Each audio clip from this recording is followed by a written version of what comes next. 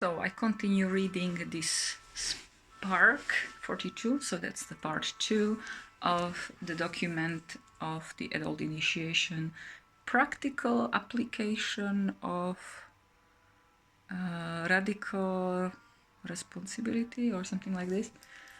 Anyway, so again, it's about adult initiation in the modern culture. There are a couple of hundreds of them written by possibility management teams or team, or and so they really inspire me also to understand the human psychology, the nature, and there is an invitation for experiment at the end of the document. So I continue.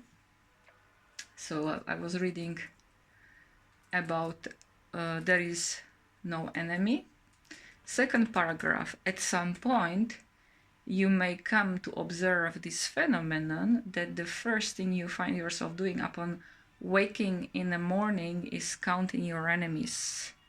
The clues are noticing yourself feeling resentment, rehearsing justifications and excuses, proving that you are right and they are wrong in well-rehearsed conversations, plotting various form or deceit, revenge, betrayal. So once you know who your enemies are, then you know who you are.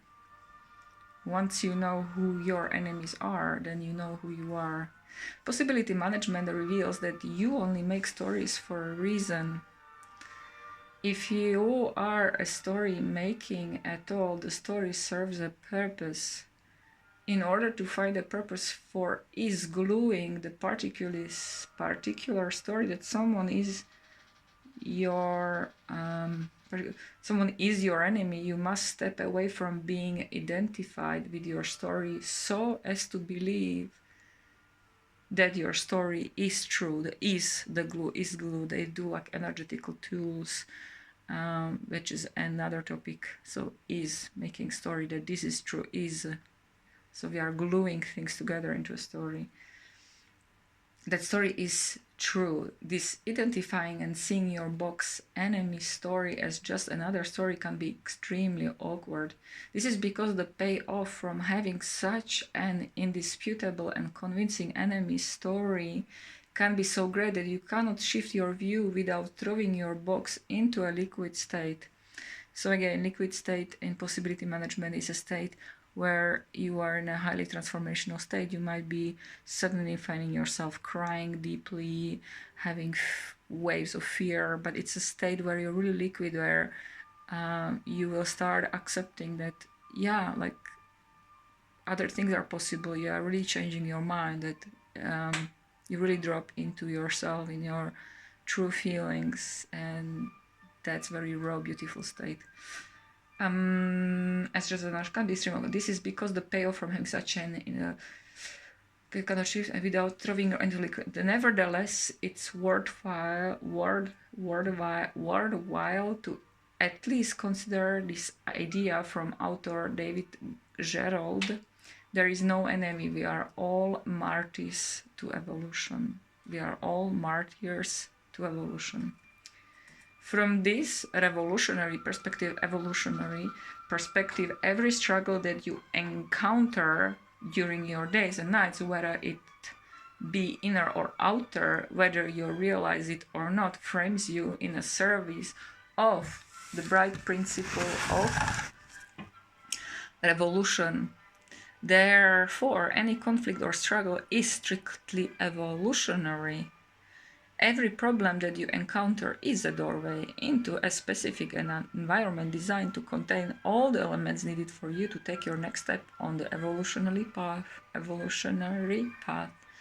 If you align yourself to be in agreement with your problems, then you align yourself with the forces of evolution.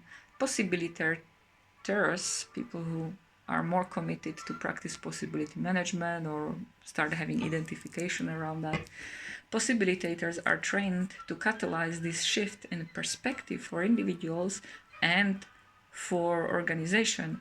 If you are in a river anyway, why not to swim downstream? Problems become valuable educational change agents. any relating with people, organization, or circumstances that you formerly regarded as being difficult suddenly changes into an evolutionary amusement park. You now relate with allies in your personal and professional development.